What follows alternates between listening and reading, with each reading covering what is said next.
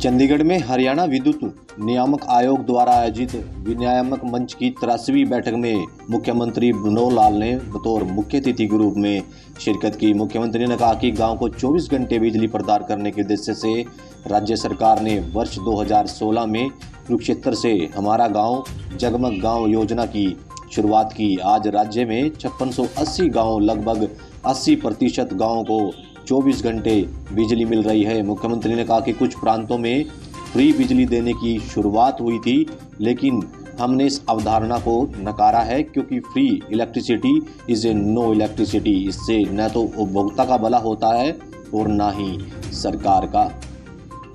आप लोगों का एक आयोग वास्तव में ही एक बड़ा महत्वपूर्ण काम करता है।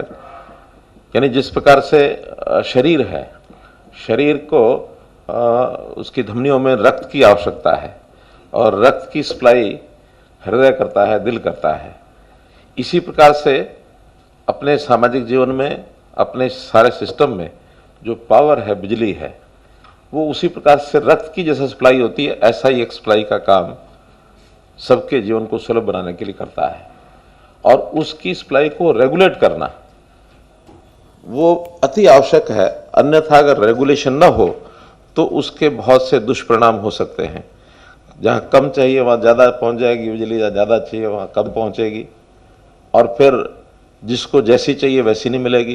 बिजली की क्वालिटी, उसका भी ध्यान आपको रखना है। फिर आखिर ये एक अर्थ से जुड़ा विषय है, पैसे के लेन देन का विषय है, उसके कॉस्ट है, कीमत है। जिस किसी को पेइंग कैपेसिटी जैसी होती है उस हिसाब से भी आपको उसका सिस्टम सारा तय करना पड़ता है।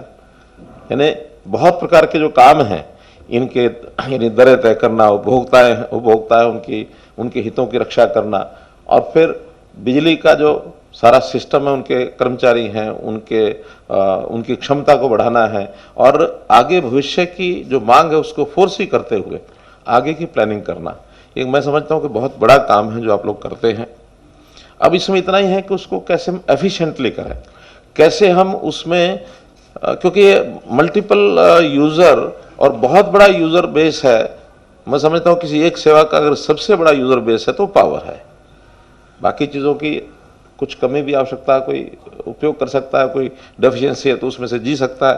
पावर के बिना आज जी नहीं सकता है। तो इसलिए इतना बड़े सिस्टम को रेगुलेट करना बहुत ही चैलेंजिंग एक काम है। आप जो कर रहे हैं इसके लिए मैं आपको सबको बहुत बहुत बधाई भी देता हूँ, शुभकामना भी देता हूँ। एक हमने योजना बनाई, हमारा गाँव जगमग गाँव। महारा मतलब हरियाणा में कहते हैं हमारा, इसको महारा बोलते हैं, महारा गांव जगमग गांव। और ये योजना कुरुक्षेत्र में 1 साल के बाद 2016 में हमने शुरू की, और उसको शुरू करने का प्रयत्न उसके करने के बाद उसका फल ये मिला कि हमारे पावर के जितने भी लॉसेज हैं, और भी काम शुरू करें, कुछ कंडीशन आई, बिजली का बिल पूरा भरेंगे, मीटर आप बाहर लगाएंगे, चोरी नहीं करेंगे, और ऐसी 4-5 कंडीशन लगा करके, और एक कंडीशन को पूरा करोगे तो अभी हम देते हैं वहाँ 10 घंटे, फिर देंगे 12 घंटे, 2 कमी पूरे करोगे तो देंगे 14 घंटे, 3 कमी पूरी करेंगे तो देंगे 16 घंटे। ऐसा करते करते हम 24 घंटे देंगे, और धीरे धीरे लोगों ने उसको स्वीकार करना शुरू किया। आज मोर देन 80% विलेजेस में हम 24 आवर्स लाइट देते हैं, मोर देन 20 यानी 80%। और लाइन लॉसेज भी हमारे समय 29% थे, आज मेरा ख्याल 14%, हाँ, यानी लेस देन 50% पर हमारे लाइन लॉसेज आ गए। और हमारे जो टोटल मिला करके जो लॉसेज थे वो उस समय 32,000 करोड़ के थे। उदय स्कीम शुरू हुई, उसका भी लाभ मैंने उठाया, 26,000 करोड़ रुपया हमने ओन किया, बाकी 6,000 करोड़ रुपया बचा। वो 6,000 करोड़ रुपया भी, और जो वर्तमान में सारे सिस्टम में से 2017-18 में हमारी जो चारों कंपनियां, उनका प्रॉफिट 400 करोड़ रुपया हो गया, प्रॉफिट में आ गई। सब कंपनी हमारी लॉस में खत्म हो गई। लेकिन इसमें हमारे जितने भी HERs के चेयरमैन हैं, वहाँ के मेंबर्स हैं, और हमारा पावर डिपार्टमेंट, सबने सहयोग किया। सोलर कनेक्शंस दिए, 30,000 सोलर कनेक्शंस हम दे चुके हैं। अगले 50,000 का और एक चल रहा है, हमारा जो प्रोग्राम चल रहा है। हम आने वाले इस 1 साल में यानी 80,000 सोलर कनेक्शन हमारे हो जाएंगे। We are targeting 1 lakh. और उसके कारण से हमारी सब्सिडी, जो सरकार को एक बीच में वर्ष ऐसा आया था 7,200 करोड़ रुपए हमको सब्सिडी देनी पड़ी थी, अब वो 5,500 करोड़ पर आ गई है। 1700 करोड़ रुपया उसमें भी हम घटे हैं। थोड़ा कनेक्शन हम दे रहे हैं। 2018 के अंदर मेरी जो पेंडेंसी थी 84,000 कनेक्शंस की पेंडेंसी थी, अब प्राय 8-10 हज़ार रह गए हैं। हमने उसमें कंडीशन लगा दी, और कंडीशन पावर की कंडीशन नहीं, पानी की कंडीशन, कि जहां वाटर बहुत डाउन चला गया है वहां हम ओपन इरिगेशन, फ्लड इरिगेशन के लिए अगर कनेक्शन लेंगे तो नहीं देंगे। माइक्रो इरिगेशन लगाओ, only then will supply it, क्योंकि उसका पानी का भी एक संकट होता जा रहा है। डीप पानी जमीन में जाता जाएगा तो फिर अल्टीमेटली हमारी अगली पीढ़ी को हम जमीन तो दे जाएंगे, बैंक खाता तो दे जाएंगे, पानी नहीं दे पाएंगे। तो एक हमने योजना चलाई, मेरा पानी मेरी विरासत, और ज्यादा पानी उपयोग करने वाली फसलों को कोई घटाएगा, यानी खास करके धान की बुआई बंद करेगा, बदले में डाइवर्सिफाई करके दूसरी किसी फसल पर आएगा, तो विल पे हिम ₹7,000 पर एकड़, और 1 लाख एकड़ लोगों ने धान को छोड़ा है। हमारा धान की प्रोक्योरमेंट थोड़ी कम हुई है, लेकिन अच्छा है। आज धान की कमी अगर होती है और बाकी दूसरी डाइवर्सिफाइड अगर क्रॉप्स होती हैं तो उसका लाभ है।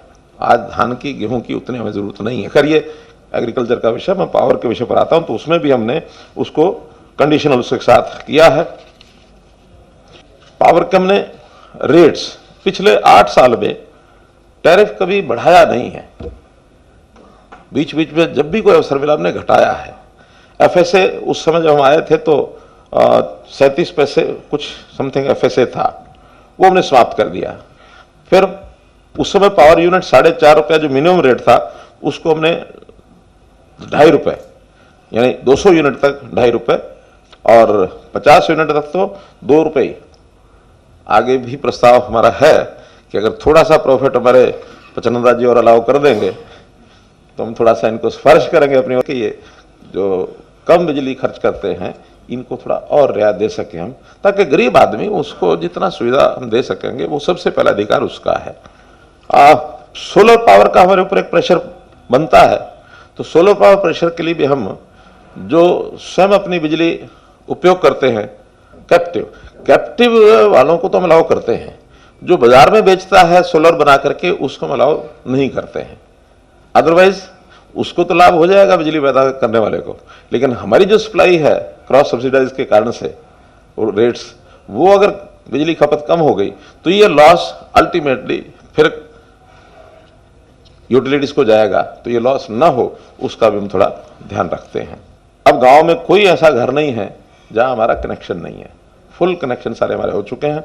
एक समस्या हमारे यहाँ है, थोड़ी ढाणियाँ होती हैं गाँव के अंदर, जैसे खेतों में जहाँ रजिस्टर नहीं है, थोड़ा 2-2, 4-4, 10-10 घर की ढाणियाँ हैं, उनको अभी यानी एग्रीकल्चर कनेक्शन ही मिले हुए हैं। उसका कोई पैट सिस्टम के माध्यम से उनको लाभ तो पहुँचाते हैं, लेकिन वो अभी कमी है, उसको और थोड़ा आगे बढ़ाएंगे। मालूम नहीं आपके प्रदेशों में कैसे कितना होता है, लेकिन आइसोलेटेड हाउसेज को 24 आवर्स पावर देने का काम, हाँ सोलर अगर है तो उसका प्रबंध कर लेते हैं, लेकिन जहाँ सोलर नहीं लग पाया वहाँ भी इसको कठिनाई है। फिर भी सोलर को सेल्फ यूज के लिए हमने रूफ टॉप पॉलिसी सोलर की अपनी बनाई है, और उसमें जितने गवर्नमेंट बिल्डिंग्स हैं अगले आने वाले साल में हर एक गवर्नमेंट बिल्डिंग के ऊपर रूफ टॉप पर ये हमारी पावर ये हो जाएगी। जहाँ खपत जो है 10 किलोवाट की खपत है उनके ऊपर तो हम अनिवार्य ही कर रहे हैं कि घर के ऊपर जरूर लगाओ, तो इसलिए उस पर भी हम लगातार काम कर रहे हैं। आज के इस सेमिनार में मेरा तो इतना ही सोचना है कि ऐसा नहीं कि हरियाणा ही अच्छा कर रहा है, बहुत प्रदेश और भी अच्छा कर रहे हैं, और अलग अलग सेक्टर में अलग अलग चीज़ों में कुछ गुड प्रैक्टिसेस होती हैं, तो जैसी जो बेस्ट प्रैक्टिसेस हैं वो हम एक दूसरे से साझा करें, और जो भी अच्छा कर सकते हैं, आखिर तो देश एक है, तो सारे देश के अंदर एक दूसरे से सीख करके हम आगे बढ़ेंगे तो देश की जनता का कल्याण होगा।